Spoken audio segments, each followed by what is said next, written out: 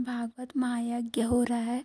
तो आप लोग देख सकते हो कि छोटी छोटी सुंदर सी दो बच्चियां हैं जो बहुत ही अच्छा नृत्य कर रही है और एंजॉय भी कर रही हैं। तो आप लोग देख सकते हो कि एक छोटी सी बच्ची है जो बहुत ही प्यारी है, क्यूट सी, वो स्माइल ही कर रही है और काफ़ी टाइम से स्माइल ही करती रहती है, डांस भी कर रही है और सब लोग उसी को बहुत पसंद कर रहे थे, सब लोग अपने पास बुला रहे थे उसको। बहुत ही लॉन्ग वीडियो है ये, इसलिए मैं यहाँ पे म्यूजिक को म्यूट कर दी हूँ, क्योंकि बहुत ही लॉन्ग था, इसलिए मुझे म्यूट करना पड़ा। और मुझे बताना भी था कि ये भागवत का है करके। वैसे में आपको कैसे पता चलता है, आप लोग को लगता है कि कहीं से भी उठा के डाल दी हूँ, तो ऐसा नहीं है। ये हमारे यहाँ भागवत हो रहा था, उसका ये जागरण था उस दिन। तो बहुत ही सुंदर सुंदर नृत्य किए ये बच्चे लोग ने, और मेरी बहन लोग ने भी किए। तो आगे आप लोग वीडियो में देखे ही होंगे। आगे आप लोग देखिएगा, वीडियो को स्किप नहीं करिएगा, क्योंकि वीडियो में आगे और भी अलग अलग गाने पे डांस है बच्चों का।